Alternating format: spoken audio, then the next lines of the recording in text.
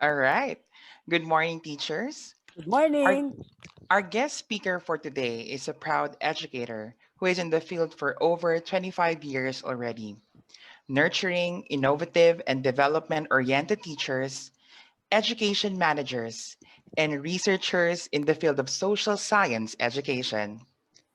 She finished her bachelor's degree in political science in Philippine Christian University, her Master of Arts in Education with specialization in social science teaching in PNU Manila, and PhD in Development Studies at De La Salle University, Manila. She also took special training programs in the field of law and literature at Yale University, United States of America, and Philippine Higher Education Career Service Educational Development Program with distinction in the Development Academy of the Philippines. She played various roles in Philippine normal universities, such as faculty regent, vice president for finance and administration, vice president for university relations and advancement of four PNU campuses located in Isabela, Quezon, Negros Occidental, and Agusan del Sur. Dean of College of Graduate Studies and Teacher Education Research in 2017, Associate Dean of Faculty of Behavioral and Social Sciences, and the Director of Center of Peace, Gender, and Human Rights Education. She's known to be a development practitioner in pursuing rights based development in basic and higher education, indigenous communities, local governance, and many more.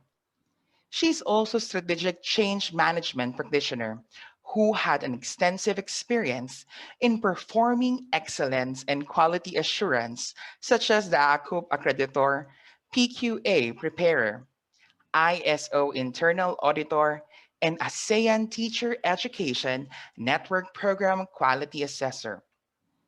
She's also a technical advisor and consultant to international and national government, non government, business organizations such as the UN, UNICEF, Asia Foundation, Council of Europe, Asia Europe Foundation, Commission on Human Rights, and many more.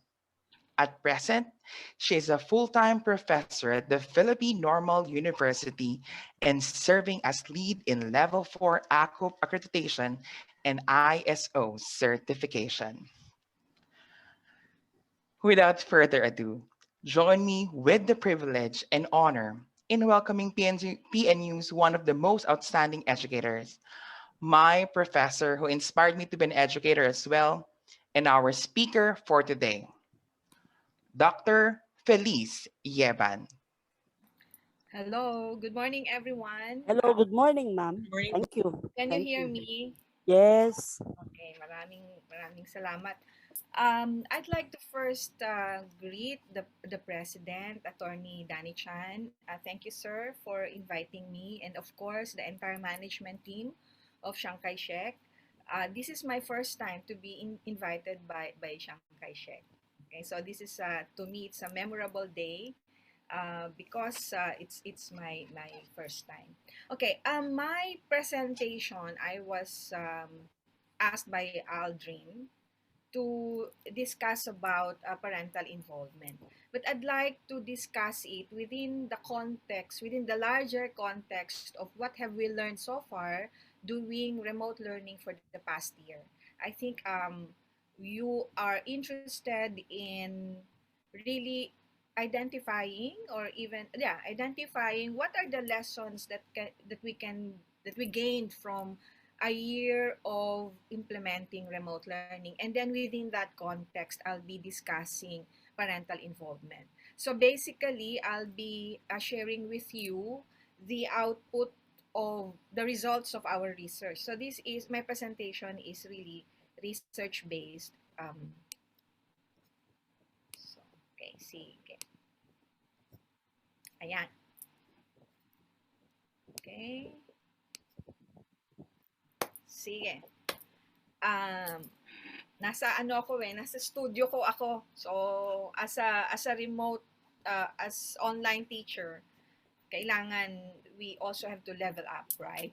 So, because I do light board, I'm sana I hope you're familiar with light board. I do light board, so that is why I have to have this black background. I hope you don't mind.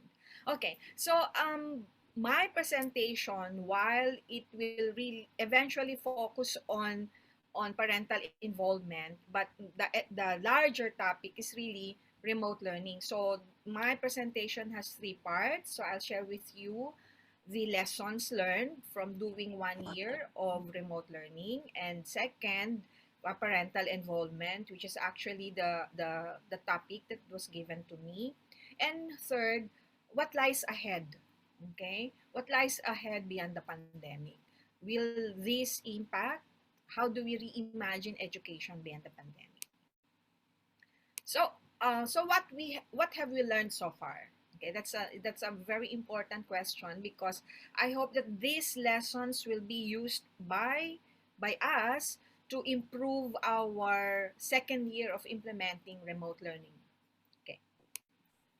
I'd like to first introduce to you this framework that emerged from our research, which will explain how remote learning was implemented in the country. So basically, we have the most essential learning competencies, and I'm sure as a private school, you are allowed to teach beyond the MELCs. But basically, for purposes of having it generalized, the MELS is the minimum standard, right? It's the most essential learning competencies. And the question now is, how do we mediate? How do we teach to the learner the MELCs? And how will the learners learn the MELCs? Okay, acquire the competencies that are contained in the MELCs. So basically, there are three mediators, three mediators of the MELCs to the learner: the teacher, the parents, and or may not be the parents, could be the guardians, or what we call the more knowledgeable other in the life, or others in the life of the learners.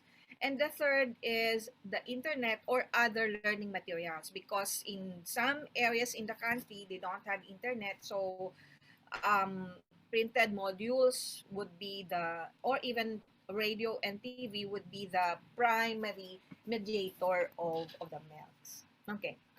And so if you look at the learner at the heart of this model, the teacher, the MELCs, and the learner, they are engaged with one another through what we call asynchronous and asynchronous sessions. Diba? So these are two terms na all over the country, all stakeholders now understand synchronous session, asynchronous activities, diba? So basically, the MELCs are mediated to the learner by the teacher through synchronous and asynchronous sessions. And of course, at that time when we were preparing for this, and even when we were implementing it for the past year, we didn't know much. We didn't know much about it. So we learned from one another. We conducted a preparedness or readiness activities so that somehow we opened the school year just in time. Okay, and then the learner, the teacher, and the parents. Okay, now um, it's doubly difficult for the key stage one. I'll be using that term, key stage one, referring to kinder up to grade 3, and perhaps the preschool.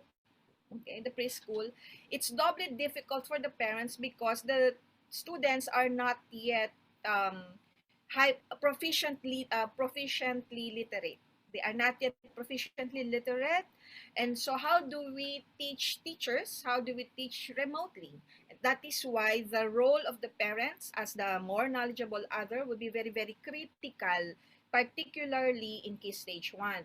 Of course, across the two other stages, key stage 2, 4 to 6, key stage 3, 7 to 10, and the latter part, and the upper grades, there is a varying degree of the involvement of parents because the contexts are different, The competencies of students are different. That is why the approach and the involvement of parents would also likewise be different. Okay, and the number one tool of teachers and parents to mediate the melts to the learner is through communication. So in siguro in Shanghai, it will not I do not expect that it would be difficult for Shanghai for communication to take place because your digital divide may not necessarily be a particular factor in the context of Shanghai, but it is in other parts of the country. Uh, except perhaps if your students or or the parents are located in areas where geographically speaking may not have a good connectivity, that's the only factor. But as to access by both the students and the parents to gadgets that are necessary for communication, I don't see that that is a problem in Chiang Kai-shek, but it is in many parts of the country, particularly in the public school system. Okay. Now for the learner, the parents, and the internet where the teacher is not part of the picture, okay, the the way to mediate the melts is by parents or the MKO assisting the learner. Normally, the parents in private schools hire tutors. Okay, and the learners themselves, once they have acquired the skills to navigate the internet, they access the internet just like that. They just access the internet and do their thing. Okay, and so in this portion of the model, it is important that the parents or the MKO assist the learners. Now you have the MELCs, the learner, and the internet. In other words, both the teachers and the parents are not in the picture. Excuse me, are not in the picture. Okay, so that manifests or display it. It's an opportunity to display or to manifest the independence of the learner. So they have acquired independent learning skills. They may do it alone, or they may do it collaboratively with their classmates and other resources. So it's collaborative learning. Peer learning or co-learning with others is a hallmark, no, is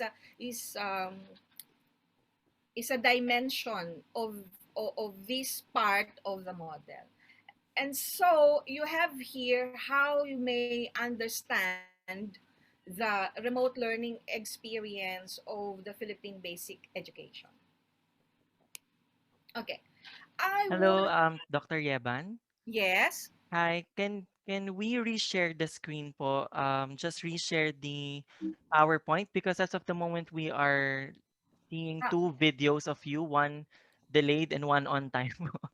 So siguro share screen and then just choose PowerPoint po or Keynote app so that the other apps will not be seen. Oo, sige, sige. Wait lang. Sige po. Kasi I'm using a photo booth, so medyo mabagal pala. Okay. Okay.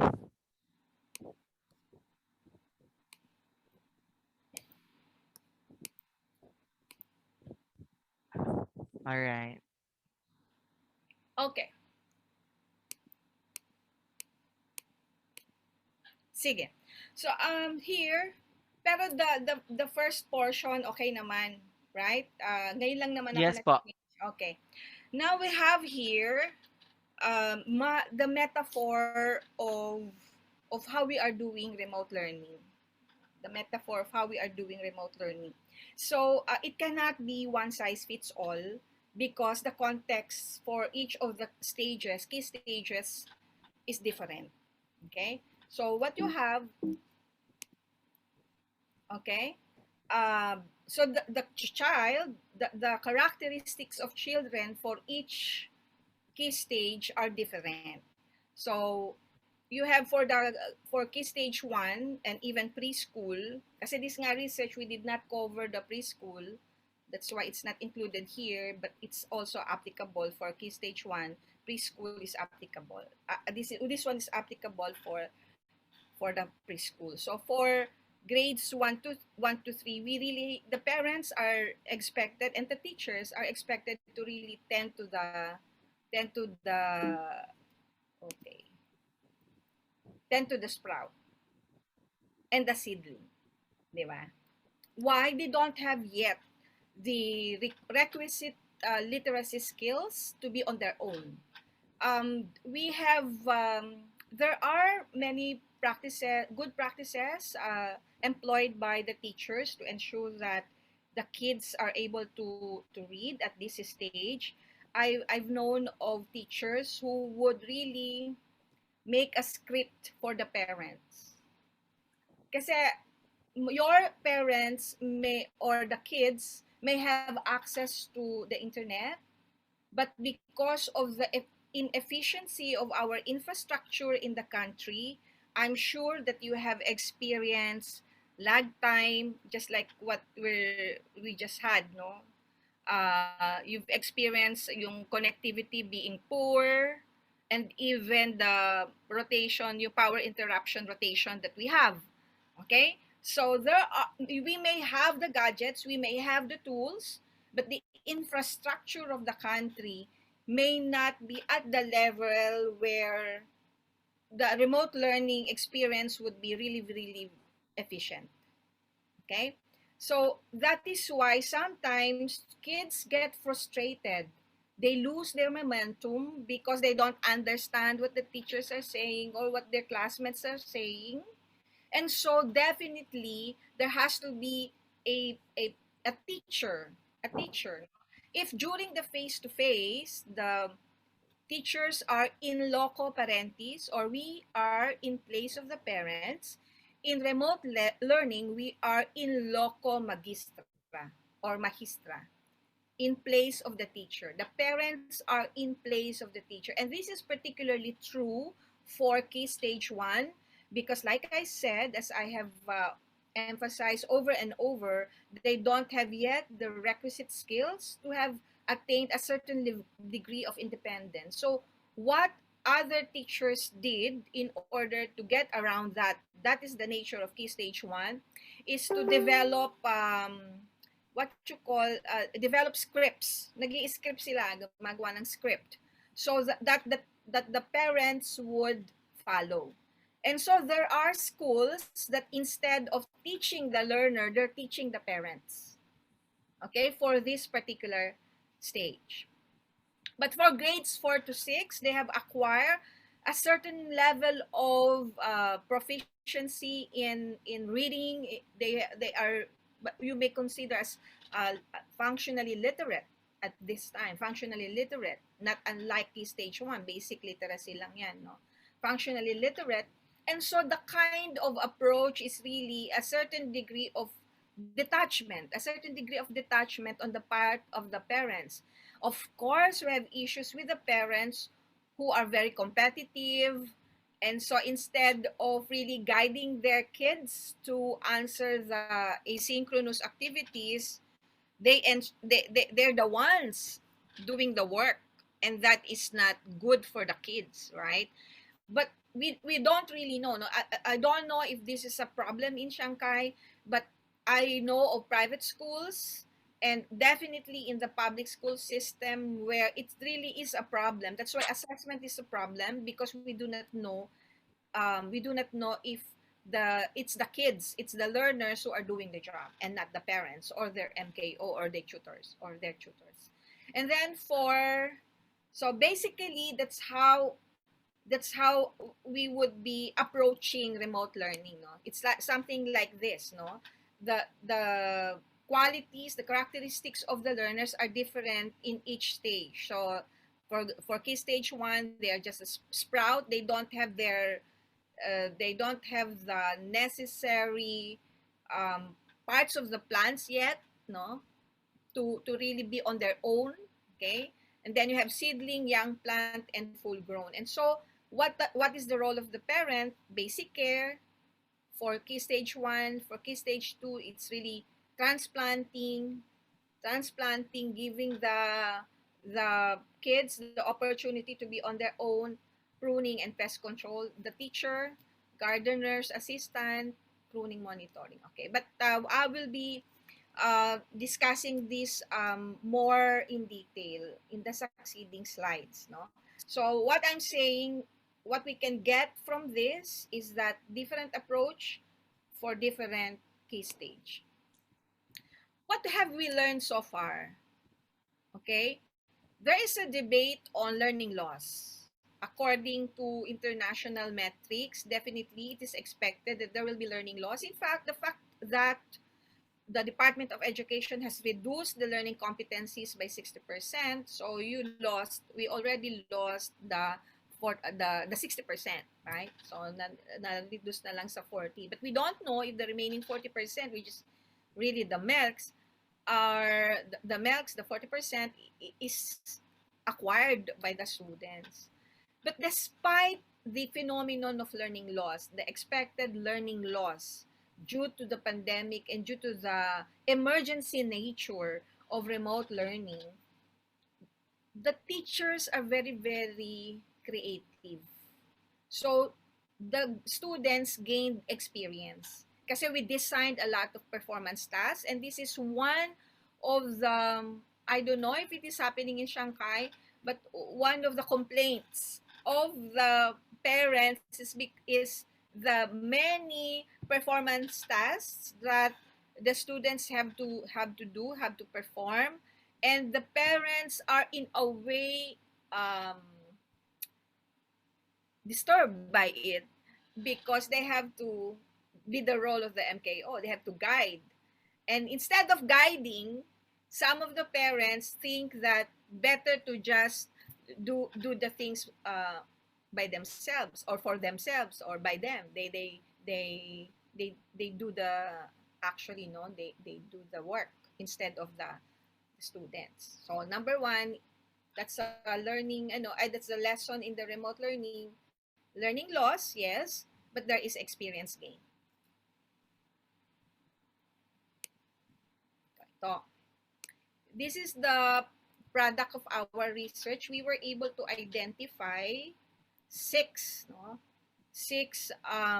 roles of parents in remote learning. So it may overlap with the roles during the face-to-face, but definitely these are the roles of the parents during remote learning. Okay. Number one,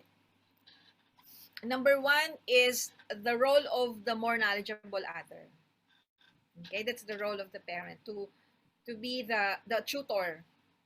And some parents, of course, they hire tutors, and there are other guardians or other adults in the house that are more knowledgeable. But definitely, this is one role that the parents play during emergency remote learning, that of being the more knowledgeable other.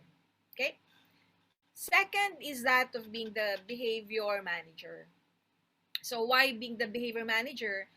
Mental health is a problem during remote learning. Students are not feeling remote learning. They're not feeling it yet. Okay, so they get frustrated, and the role of the parent is to inspire their kids, in a way also discipline the kids, and help the kids acquire the healthier perspective in dealing with emergency remote learning, because kids are really frustrated. Okay, so they are the behavior manager. We don't know if like now I'm here. I'm only looking at myself. I don't really know if you're listening. So it's the same with you talking to your students. You don't really know if they're if there's still attention there. And research would show na 6 minutes lang is the attention of the students, and they get distracted after 6 minutes. Okay, I'll talk to you about that.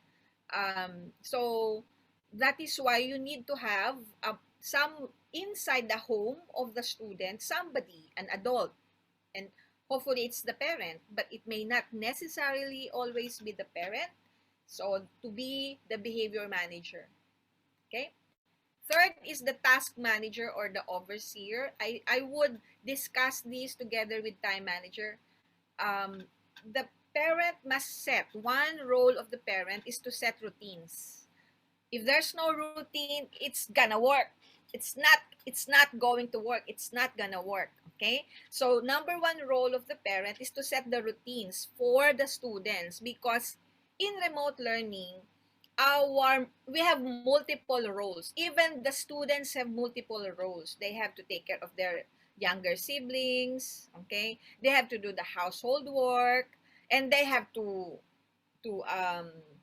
help their parents if they have business in the house or somewhere, 'di ba? Or if they have to work for higher grades, right? And they have to study, okay? So that is why the students, because things are conflated, it's overlapping. It's all happening in the inside the house. It's all happening. So what is important is for the parent to manage it with the kids. And by managing it, they have to set the routine and ensure that the kids stick to the routine. And they have to manage the time, and they have to oversee or supervise how the kids are doing their or performing their routines. So it's a very difficult job as well for the parents, because apart from really working for the upkeep of the family, they have to do all these things, no, additional tasks for them, because they are primarily the resource provider. They have to ensure that the gadgets are there, the tools, the learning tools are there. So that's classic. Even in face-to-face, resource provider is is one of the roles of the parent. But this is particularly different in remote learning, because another resource that they have to manage and provide to the students is space. They have to ensure that somehow their kids have to have a space for learning. Okay? So they have to manage the space in the house, and what if they have more kids, 'di ba? More kids, and how do they divide up the space? And not all kids and not all parents can afford one gadget or one laptop for every child. So they have to in a way schedule these things. So as resource provider, they also have to supervise these things, okay? And last but not the least is teacher partner. This is a different kind of relationship between the parents and the teacher, now that it is remote learning, because without the partnership, remote learning will not succeed. So unlike in the face-to-face, you can still teach, you can still have employ many things for the students to perform, to excel, even if their parents are uninvolved, but definitely not in remote learning. Somebody, an adult, must be involved. And there has to be a stronger relationship between the teacher and the parent. And communication is going to be very vital. Now, my question is, do the parents know this? Not necessarily. That is why you cannot just have a one time or one quarter or one activity per quarter with the parents. It has to be a program, a parent formation and upskilling program, because not all parents have the technological skills. Okay? Not all parents have the technological skills. They don't know to operate many of the things that we are using, like the LMS, for instance, that you have. Okay? And so these things you have to incorporate in the parent formation and upskilling program that you have to design and implement with the parents. So it has to be I would say a permanent aspect of of the service that you provide to your stakeholders. Okay? Dali lang po.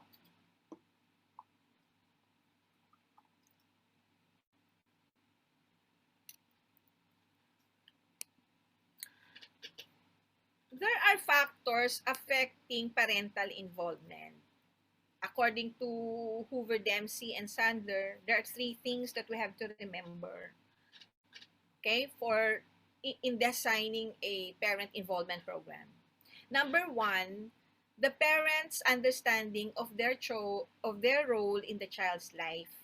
So that is why they have to know their roles. This one, I sorry. This one, they have to know this, and you have to design a program for the parents to acquire the skills for each of the boxes. Okay, so they have to understand this is remote learning. They have to understand the role of parental involvement in remote learning is different than in compared to face to face. So it is critical, meaning to say it cannot proceed without it. It cannot succeed without it. Okay, but in face to face, some parents they have become complacent, right? Especially if the school is very creative. No, the teachers are very good teachers. So what do you need the parents for? The teachers are very good and the students are satisfied, right? So you just report to the parents, but not in remote learning because we don't see them. We don't see the kids. Okay, we don't see the students.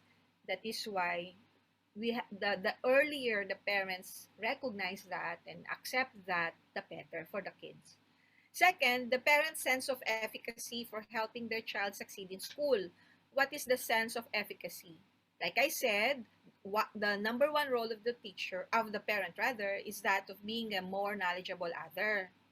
Okay, so do they feel that they can do it? That is the sense of efficacy. Okay, so the sense of efficacy, whether because not all parents are educated, okay, um, and I hope it's not. I'm sure it's not a problem in Shanghai, no, but in public school that's a problem, okay. But do the parents feel that they can understand? Siguro, I won't say mathematics because the stereotype is if you're Filipino Chinese you're good at math, right? So but in other aspects like perhaps science or the other stuff like technology, so or in politics, social studies, so do the parents feel that their kids can go to them? Okay, so that is the parents sense of efficacy for helping their child succeed in school. Okay. Not only that, in remote learning, later on I will also touch on that, but we discovered that the s- the school, no, that the home has become the classroom, right? Has become the classroom. And so the question to the teachers is, how do we optimize their place, their home for learning? No. Kaya there's a lot of do-it-yourself activities, a lot of life skills activities that schools provide the kids because schools are optimizing the place. So it's called place-based learning. So where are the students? They are inside their home, okay? Inside their home, whether their home is rural or urban. How do you optimize that in learning? Okay, and so for instance in social studies, the parents may not know much of history, okay, but they know politics, they have an opinion, so it's a matter of the teachers. How do you optimize the presence of the parents inside the home in discussing things that are also of interest to them to discuss with their kids? Okay. Third factor is the parents sense that the school wants them to be involved. Okay, ito ngayon yung program nyo. Okay, how do you do that? Okay, so I don't know if you have a parents organization, but if you don't, it's okay. The teacher, like I said in the early in my beginning slide, that the you have to have a good relationship with the parent. So communication. So how do you communicate? You have to have a policy on communication. Do not use your personal email, use your official email or messenger, kung mga messenger. And you also have to understand the context of the parents. Do not all Kasi we understand the context of the students, but we also have to understand the context of the parents. You have to get also to get as well information about the parents, so that if you have parents who are doctors, perhaps you can organize a classroom activity where that parent can discuss about what's going on, how do doctors deal with COVID, di ba? How do you take care of the family, mga ganon. So, or business, most of your parents could be involved in business. How is the pandemic affecting the business? So, something like that. So, also, if you have that kind of program where the parents themselves become the resource person, that's something that could contribute to the parents' sense that the school wants them to be involved. Okay, so how do you how regular is your parent teacher meeting, and how often do you provide feedback to your parents, di ba? So ganon. If your communication is through the LMS, um, baka there are parents who don't open who don't log in, di ba? May mga parents who don't log in, and so you must always have an alternative pathway to communicate with the parents. For instance, in PNU we have our own LMS. Okay, uh, we have our own LMS, but each faculty is allowed to have an alternative parallel LMS. Of course we use our official LMS, but sometimes it's problematic, right? Problematic. And so I have an alternative LMS. My alternative LMS is the social learning group of Facebook. So in fact, I like it better than our LMS. And our LMS is nice already. Kaya lang kasi, because my students are located all over the country and the connectivity is poor, so the best option for us is to have an LMS. To have Facebook as LMS. So all I'm saying is you need to have alternative pathway, alternative to your official. So the official is there, but if parents do not access the official pathway, you have to have alternative pathway. So these three factors are important. So when you design your parent formation and upskilling program, you have to consider all these three.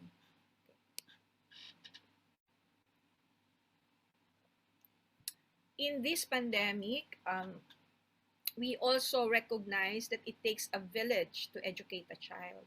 Okay, so I don't know if this is true to your context, but definitely this is true in the public school context and in some small private schools, because communities are not designed for remote learning, very noisy and all that. So that is why you need to have how would say schools have to, or even the Department of Education has to enter into agreement with the Department of Interior and local government to really have a partnership to ensure that the community, like I said earlier, the the school or the classroom is the home, but it is the community that has become the school. And so there has to be yung hindi maingay, 'di ba? Because during online class, the barangay should be very active in ensuring that there is no unnecessary noise, because it will disturb the conduct of our remote learning classes, right? This particular finding is important for the public schools, because what if there is nobody at home to help the child, the learner? So, meron dapat community tutors for the public, at least for the public schools, no? You have community tutors so that the students are not lost. Okay, students are not lost. because it is for the interest of the barangay to ensure that their constituents are in school, because if they drop out of school, it it will be a problem in the future for them. Okay, I do not know how this could be interpreted to be important in your context, but this is definitely something that is emerging, an emerging dimension of the new ecosystem for education in the public school system. Okay.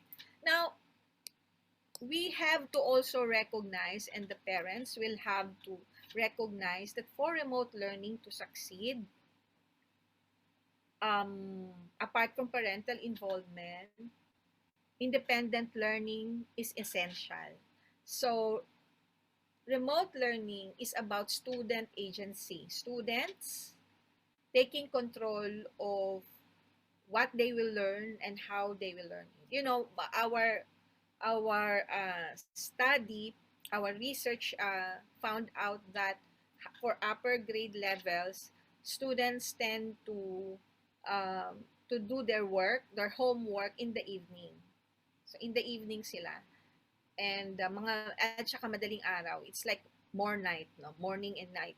Okay? And then the thing is, the problem is we start our class at 7 a.m. or 8 a.m. It's too early for them who's a night person. Panggabi sila.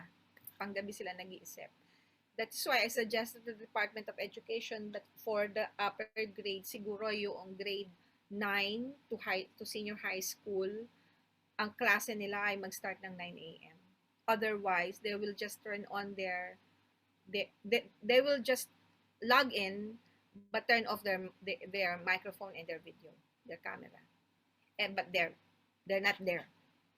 Okay? So how do you deal with a student who would claim, I cannot turn on my camera, ma'am or sir, because I get lost. No, I get disconnected because our connection is very, very poor. So how do you argue with that?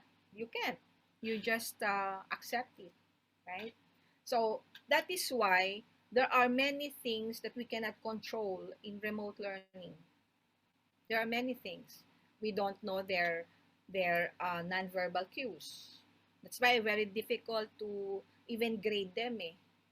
Just based on their output, still very difficult because you don't have a sense of their learning, right? You don't really have a sense. Unlike in face to face, you have a sense of whether you are succeeding or not. But in remote learning, you are absent, physically absent in their life. You are mediated by this box. So it's very difficult. That is why remote learning is about really building or equipping the students with the skills to be independent learners. And Filipino students are not independent learners. They are so dependent on the teacher. Diba? Even in the instruction, you just give them the instruction, they continue asking you for the instruction, they're just not independent learners. Okay? That is why for remote learning, they're having difficulty. So that is why we have to incorporate in the way we design our course for 1 year for students to be independent learners. And what do I mean by that? So for being teacher directed to learner directed, they have to be interested. No, they have to be instead of what do they need to learn, they have to ask questions for themselves, by themselves. What do I want to learn? How will I learn? How will I know when I have learned it? How will I monitor my progress? How will I learn what I want to learn? What I need to learn. So, yun yung difference. I think this is the most critical aspect of remote learning. The earlier the system recognizes that it is about really fostering independence among our Filipino learners, the better. So, ganyan yung baliktad, no? So, yung teacher responsibility, utay-utay. Kasi if the bigger the responsibility of the teacher is in the learning process, the smaller the smaller is the responsibility of the student for their learning. Susunod lang sila sa atin. Okay? But once the students feel that they are responsible, that they are motivated to pursue what interests them, kumakaunti yung responsibility ng teacher. Okay.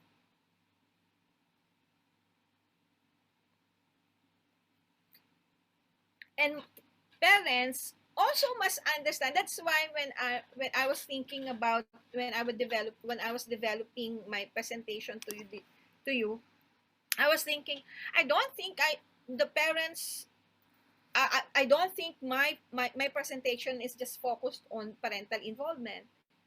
That parental involvement is about really the parents really understanding the emerging paradigm of education. And we have to grow, they have to grow with us as teachers. Otherwise, ito na yung this is where we are, and the parents still are expecting the traditional view of education. So we have to grow side by side with them.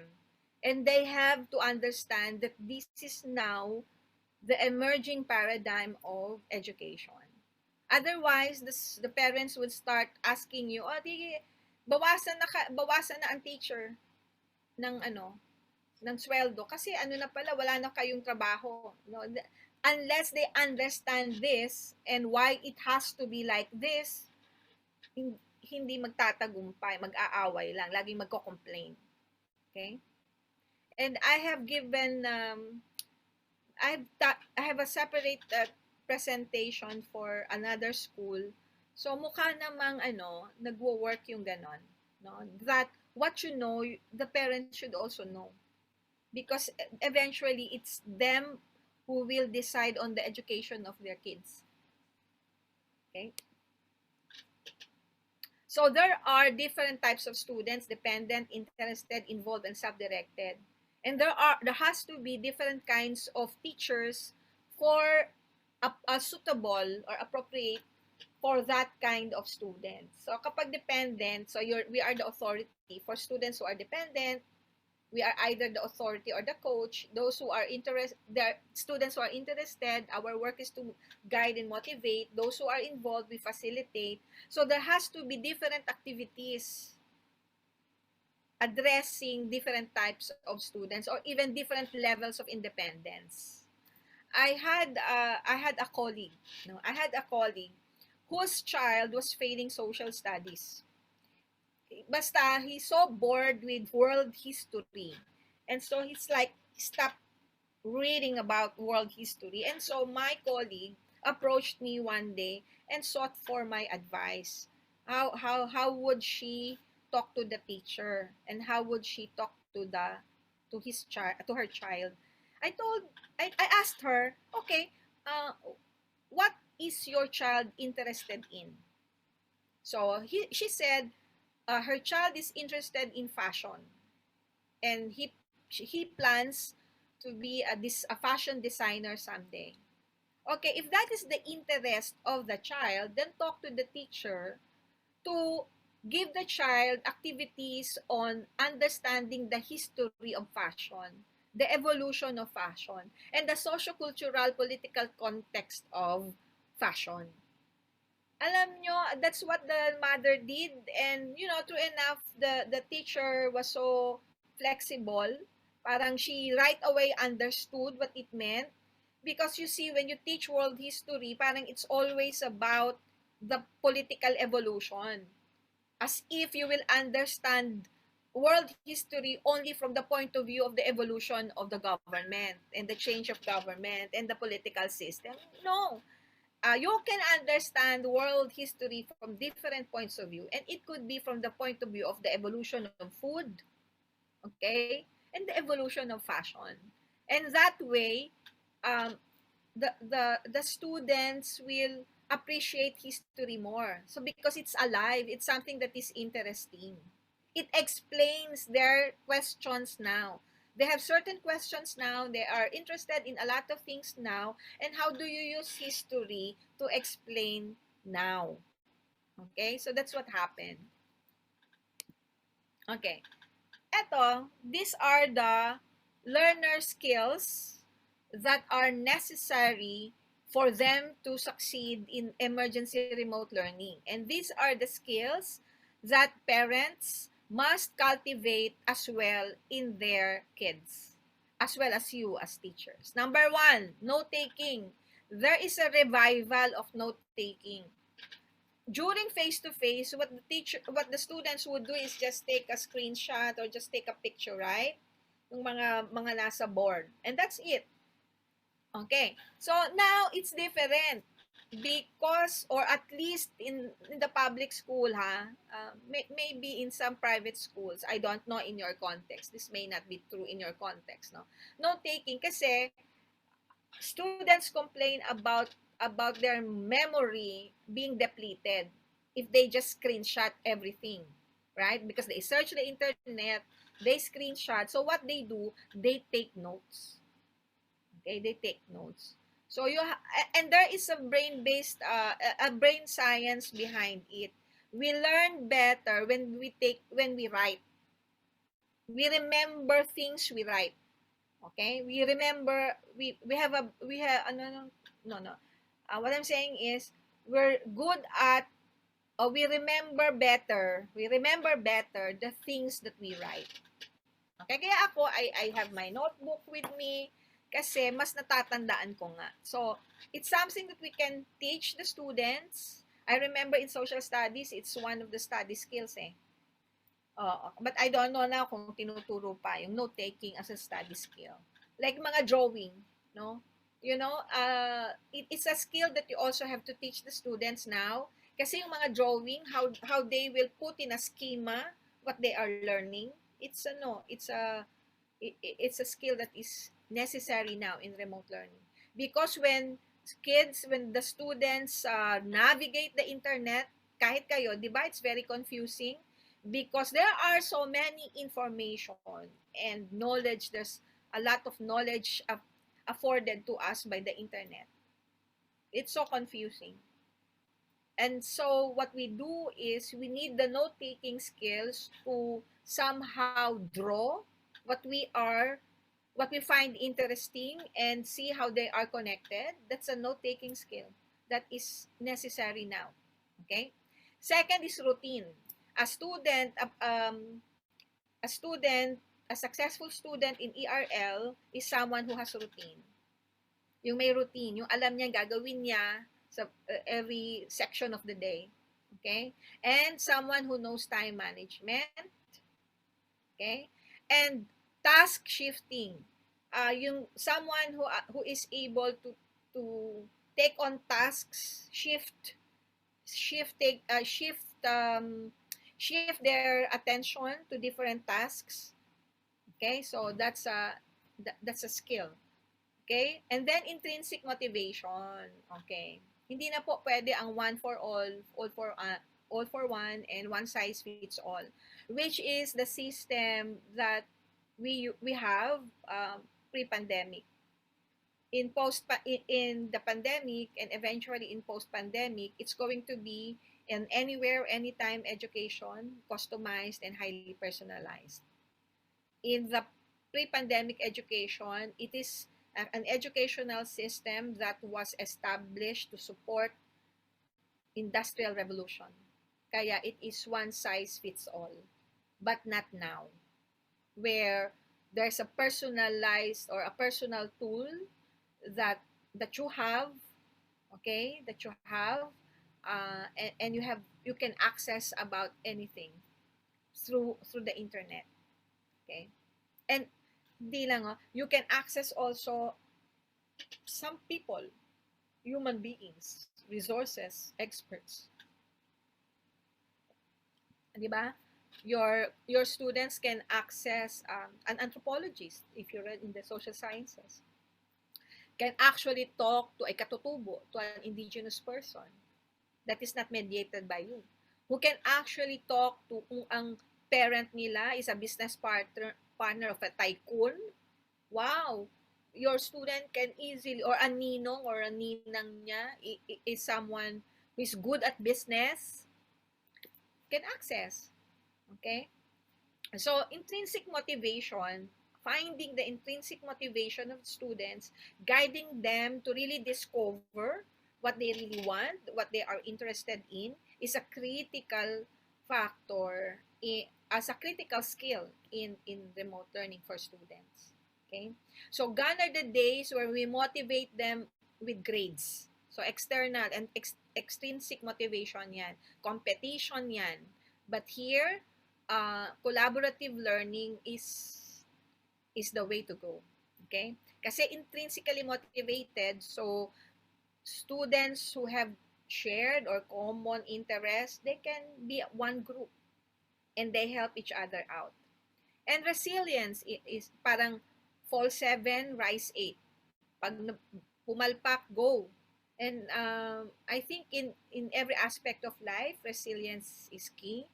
And so with technological inconveniences that we have, with connectivity issues that we have, they have to be resilient. It should not be considered by the students as a hindrance to their interest in studying. And then we also have to teach them the skills to access resources. They may have the internet, they may have access to the internet, but do they know the good sites? Do they know how to search? It is something that as teachers, we have to teach them. You know, I teach in the graduate school. Lo and behold, I also discovered that even teachers themselves um, don't have good don't have good skills navigating the internet. Oo. Kasi ano rin siya, it's a skill eh. It's not like Google ka lang, no. You can go to different sites na magaganda. And how do you do advanced search? Right? So, lahat yan, those are skills that students in this day and age must acquire. But regardless of key stage, regardless of grade level. And then peer-to-peer support. Okay? We are not there. The students are stuck at home. Perhaps some can now leave. But basically, many of the kids are still stuck at home, especially the younger ones. We don't have vaccine for kids. So parents are afraid. So they in a way keep their kids inside their home or inside their whatever, their land. Okay? It's a good thing if they have good bakuran, 'di ba? Pero kung wala, puro ano yan, puro wall. So, peer-to-peer support is important. So, how do they learn with their classmates? How do they, meron ding tinatawag na virtual personal network. What is VPN? Virtual personal network. No? So, let me, yeah. A virtual personal network. Each one of us has a virtual personal network. I have I have colleagues who are all over the country. So if I need someone to talk to my class, I can just ask my colleague, "Will you come for just 15 minutes to meet my class?" You know. So let us set the time. Even your students, they have to have a virtual personal network. They have to expand. All of us must expand our virtual personal network because technology has removed the barriers. You can access anybody in the world so long as they are part of your network. And we have to teach our students to build on their network. Okay? So because that's peer-to-peer support, co-learning, co-creation. And then we have to also teach them how to do study breaks. Kasi mga study breaks na mag games, 'di ba? Ang daming mga techniques, mga Pomodoro technique, okay? So mga study breaks. And it has to be holistic. You have to introduce them to do yoga or mindfulness activities other than just screen time. They don't know much of non-off-screen activities. And it is something that perhaps siguro yung inyong OSAS, in student affairs, can also provide support. for students to acquire to expand their selection of study breaks activities. So these are the learning skills, the ERL, emergency remote learning skills that students must. And this is research based. We got it from our research. Number 5, optimize real life environment. Ayan. Uh, my favorite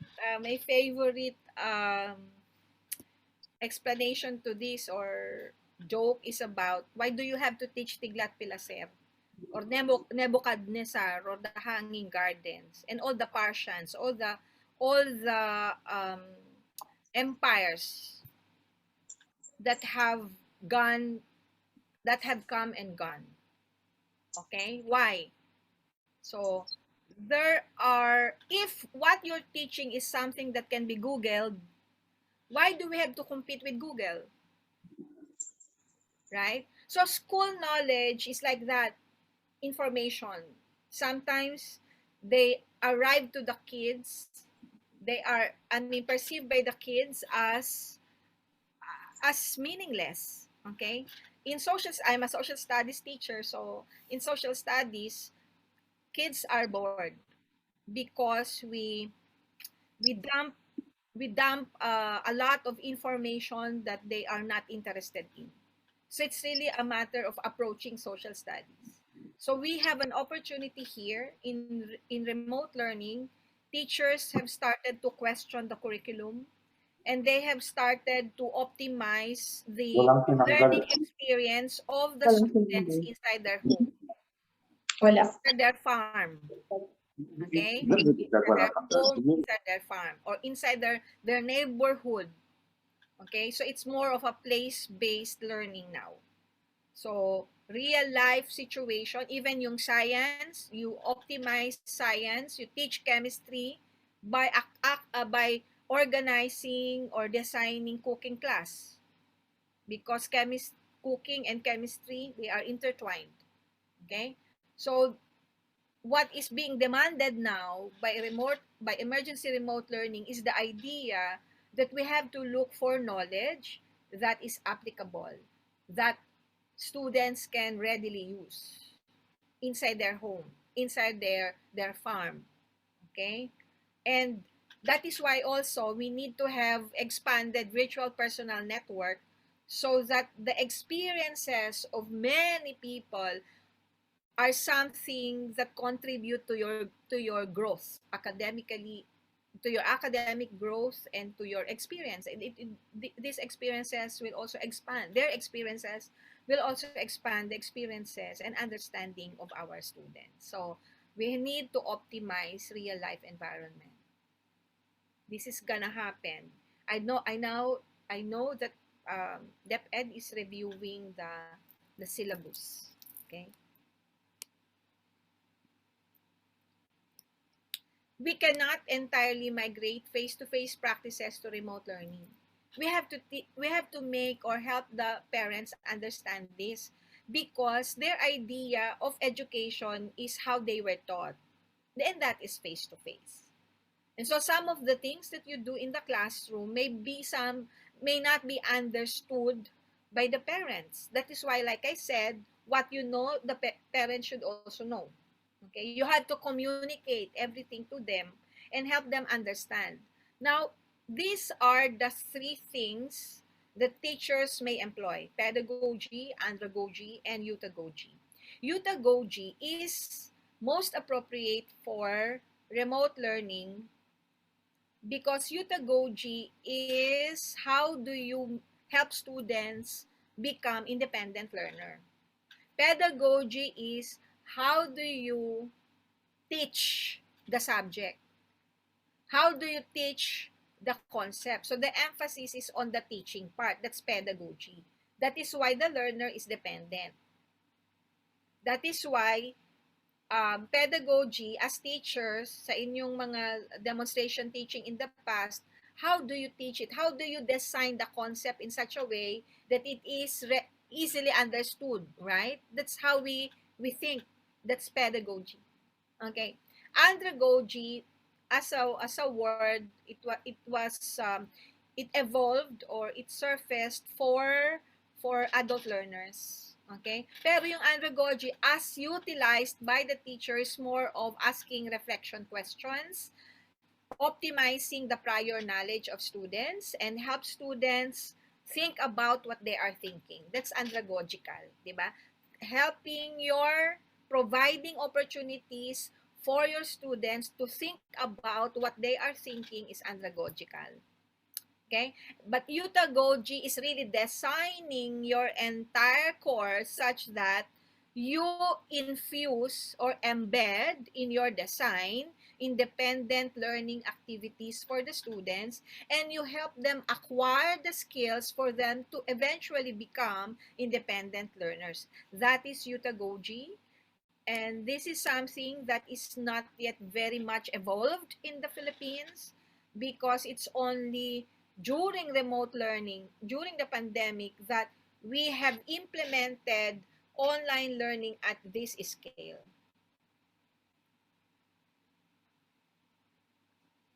Kasi baka kung hindi nyo to rin ipapaliwanag sa parents, baka akala nila hindi kayo nagtuturo. Yung mga bata lang. That's why you have to help them understand this. So ayan, Also include or infuse in your design. Kaya nga it's about hindi na siya lesson plan. It's more of a design of the entire course. Parang you have to design the entire year based on synchronous and asynchronous. I'll discuss that later. So yung Utagogy is about how do you develop self-directed learners. What will you do? How do you design your course in such a way that you develop self-directed learners? And then pedagogy, kaya from the word peer, how do you incorporate in the design of your course the opportunity for your students to learn from one another? So there are many groups. Pwede kayong mag-small group, big group, okay? Or base group. Ano yung base group? That every student has a group that which is yung group niya for one entire year, and you can design it in such a way that even the parents of this group are in a group as well. So you can group your students based on their interests. Okay, on their interests, parang ganyan. So pwedeng ganon, even the parents, no, para sila support group din nung group na yon. Because you also have to nurture collaborative relationship among the parents. Kasi there's competition in face-to-face, we emphasize competition rather than collaboration. So, but in ERL, collaboration is the key. And also, that's the future of education, collaboration. Okay? So, apart from base grouping, you can also have every meeting, yung different groups, pwedeng peer lang na sila nag-uusap, they challenge one another, they make kwento, they explain to one another, ganun yun, they discuss or debate with one another. Okay lang yun. Yung pedagogy. Co-learning is important. And then cybergogy is how do you use technology in an online environment. Yung ibang mga teacher makagamit lang para masabi, no. Kinakailangan you have to understand yung kailan mo gagamitin yung different applications, no? Mamaya siguro maanhan ko yan. So yung Utagogy principles, ito yung dapat nyong malaman according to Blush. Number 1, it's about learner agency. Yung the feeling of the students that they know what they are interested in, they know what they want to learn, and they know how to learn it. That is learner agency. And they are disciplined enough. They are committed to their own learning. Because they know that if they are not committed, sila yung maapektuhan. 7, and number 2 is self-efficacy and capability, that the students, in Utagogy principle or Utagogy, the students feel that they have the ability and the capability to do things on their own.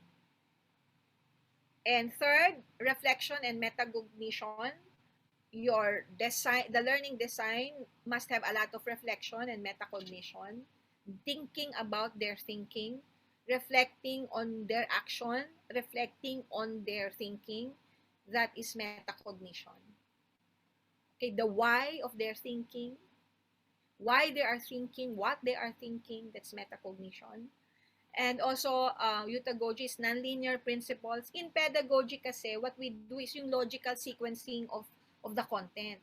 In pedagogy, the emphasis is on the content. They have to know this, okay? This is how I will chunk the content.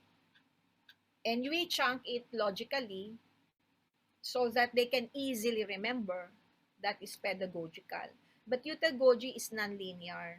So you have a sense of where the students are, what they are interested in, and you have to design the experience that is necessary for them to move from this stage to the next stage of their own learning. This is which is a lot more difficult because, like I said, the emerging education is anywhere, anytime, and customizable and highly personalized.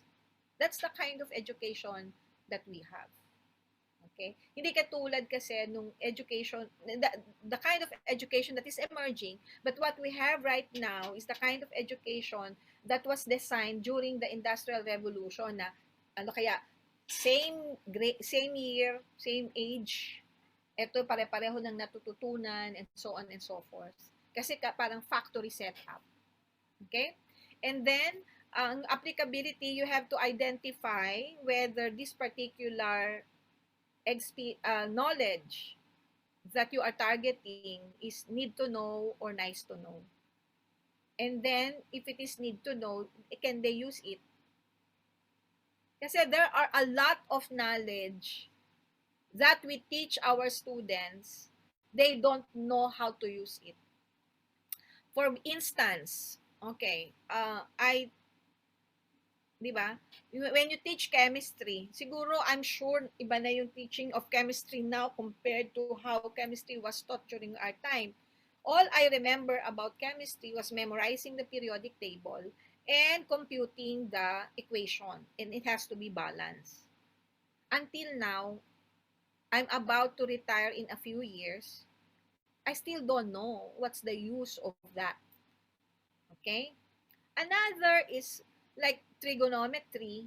I'm sure that there is a reason why, as a political science major, I was asked to take up trigonometry. Okay? It's in my curriculum. But all I remember about trigonometry is how to compute for the sine, cosine, secant, cosecant. So I don't know how I would use it. Okay? But not algebra. Okay? Yung algebra, finding the x, I know how to use it. Okay?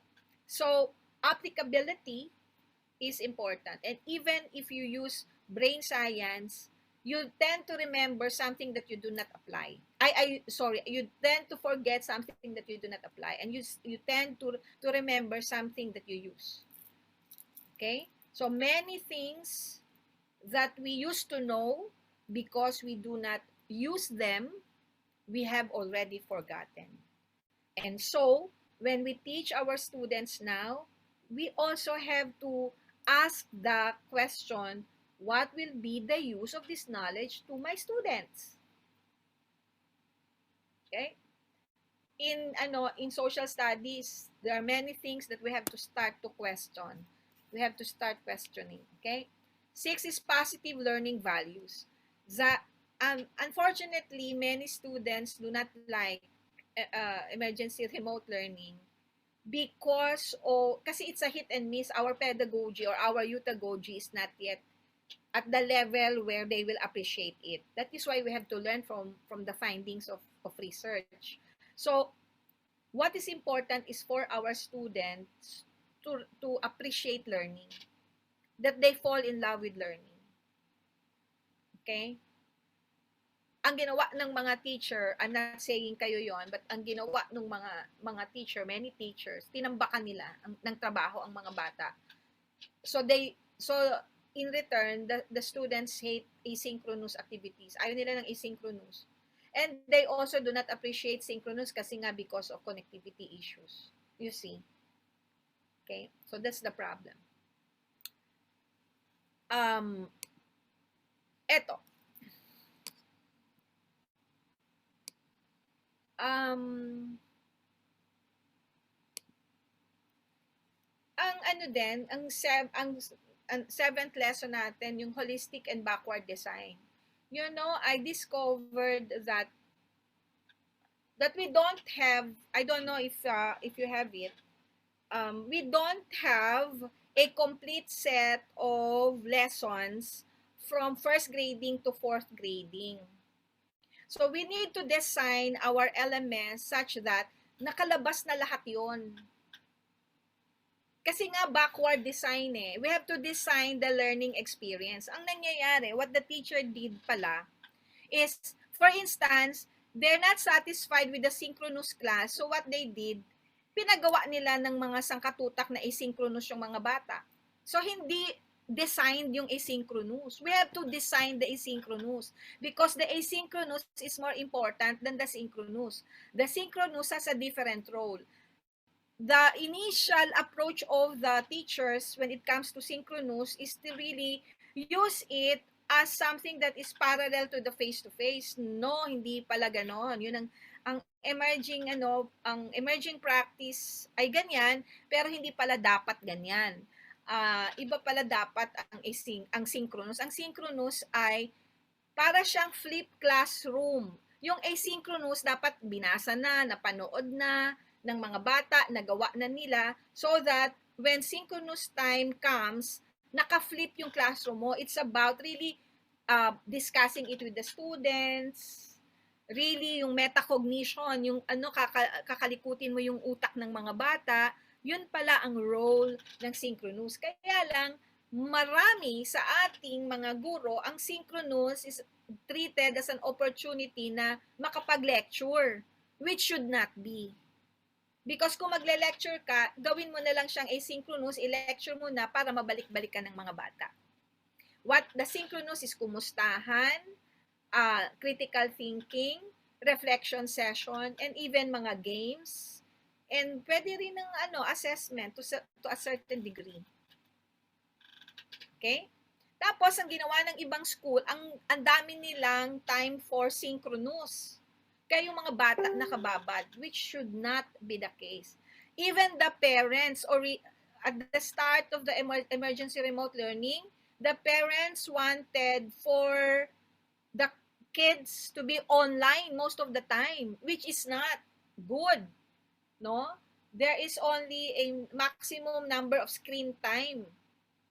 Okay? So, again, parents must understand the design. So, ang sa akin, what you have to do is design first, second, third, and fourth grading sa inyong LMS. Nakalagay na kung ano ang mga asynchronous activities. Hindi yung pag naisip mo, kulang pa, dagdag ka ng dagdag. Because it has to be well thought of. Your asynchronous activities must be well thought of. So, para siyang ganito, no?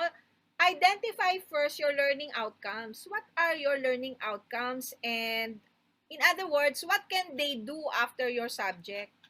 What can your students do after your subject? And what will be the evidences of their performing these things? So, yan yung ito yan. And then, magde-design ka ng different learning activities to meet the learning outcomes.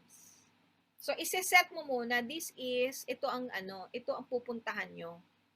And then, nakalagay lahat, yung mga activity na yan, at dito yung start. Okay? So, that is how to design the learning experience. And you have to explain this to the parents. Communicate this to the parents.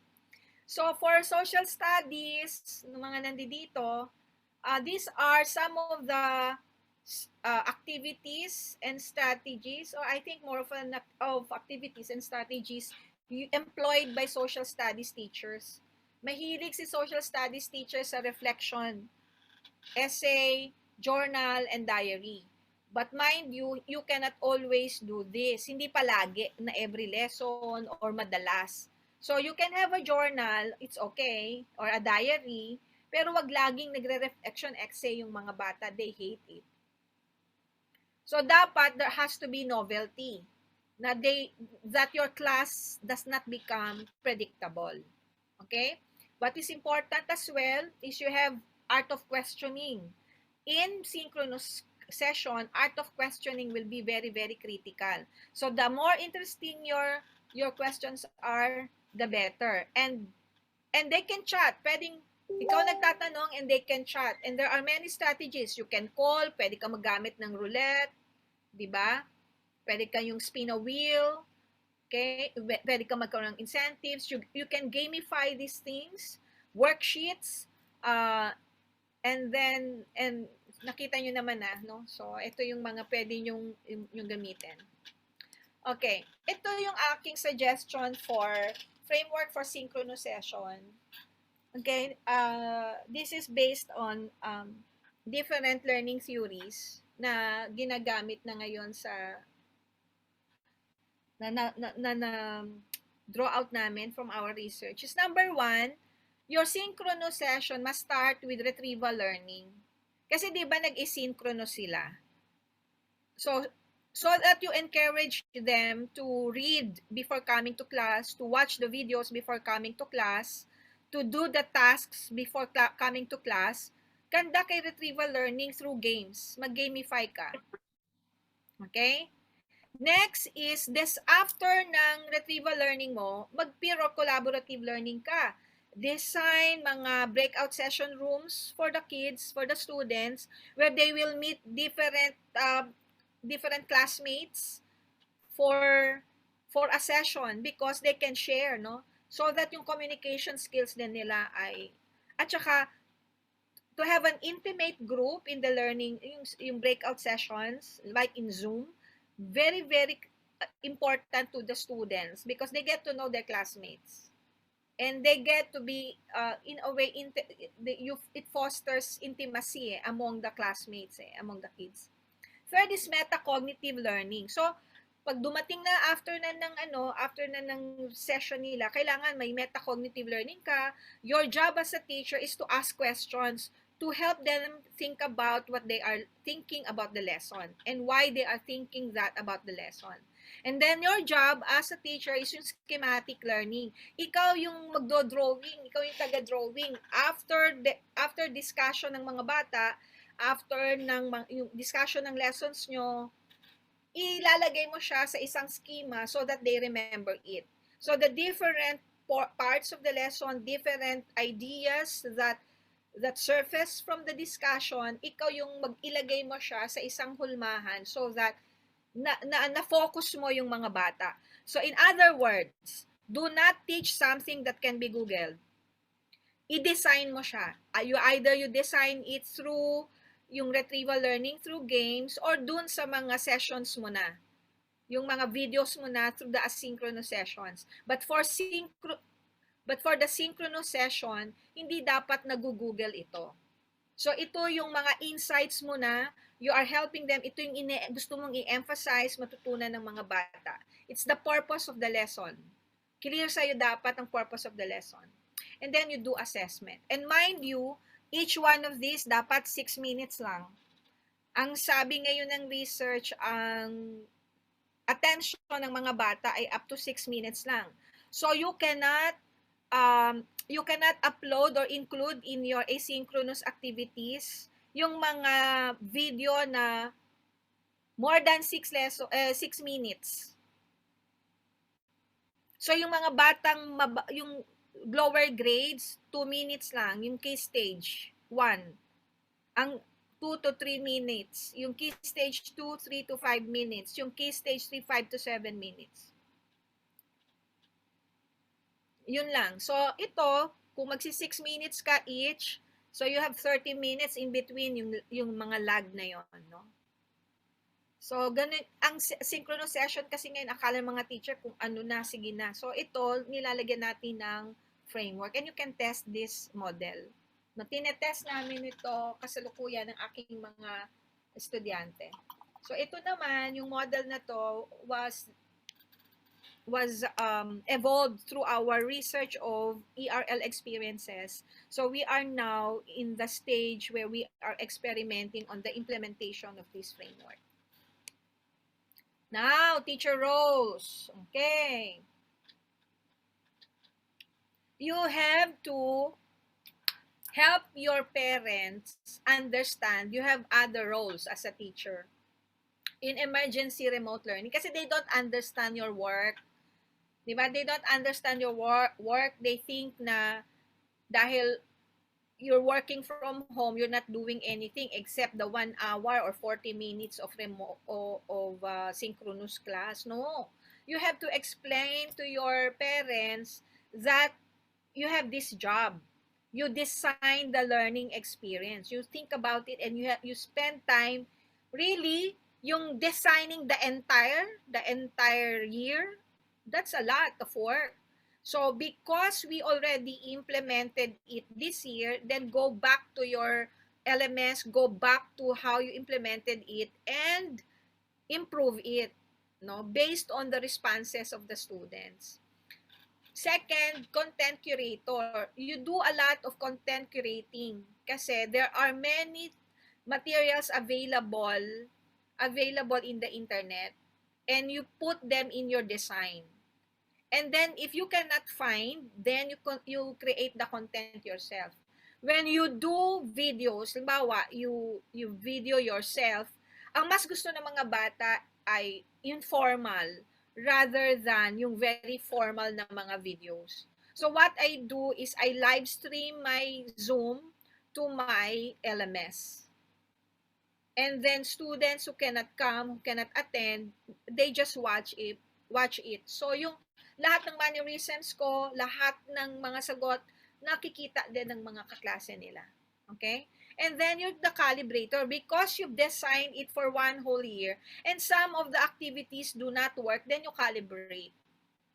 Pwede naman yon. So, you calibrate depende dun sa performance ng mga students. And in fact, sometimes, you have to have parang this group of students, I will use a different set of activities for them, to this group, different set of activities because you really want to help yung may mga bata kasing nahuhuli and then you calibrate your activities based on where they are. Okay? And then you are the resource connector. You are not the only person who can teach them. So you can get other people to come in your class, other teachers, because sometimes somebody else talking to them, medyo that's a novelty, right? And they will be more attentive, you know? Or ako nga, you know what I did? Nagpunta ako sa isang lugar and doon ako nag-live stream ng klase ko. Diba? So, nagulat yung mga estudyante. Okay? Kasi ako nakakalabas, sila hindi. Okay? And then, you are the learning coach. So, alam mo yun when sumasagot yung mga bata, alam mo kaagad kung saan sila may problem. May problema sila in their writing, may problem sila in their reading. So, your job is to be the coach. Okay? Being able to diagnose their difficulty. And their growth, yung opportunities for growth. Because sometimes students are bored with how you designed your class. Then you have to find that out.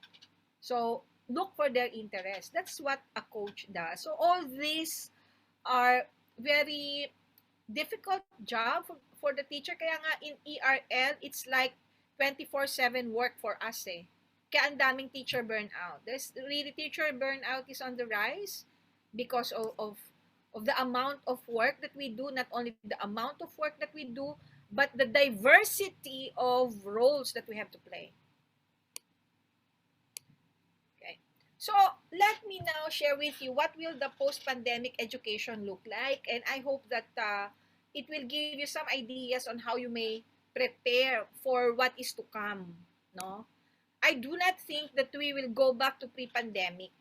Like I said, the target audience yung mga bata, wala pang vaccine for kids. And I don't think parents will risk it, okay? Even if some parents will risk it, definitely there will be parents who would opt for online. And it is a choice that we have to make available for parents. So it's going to be a blended classroom. And the curriculum is going to be context dependent because there is no point in not optimizing where the students are.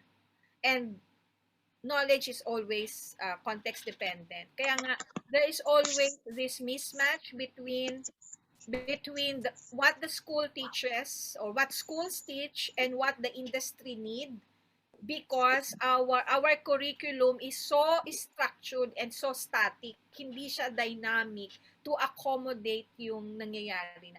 I don't know if you are already teaching your kids ng coding. So yung coding is a very important skill that Filipino students must already have. Okay? So it is dependent on time. So baka hindi na siya laging yung schedule, no? The content will be much different. Delivery and logistics, instructional approaches, and entry requirements. You could just imagine if you offer online, you can have education students from all over the world, right? Filipinos who are all over the world. They may be interested in enrolling their kids in Philippine schools because they are all over the world.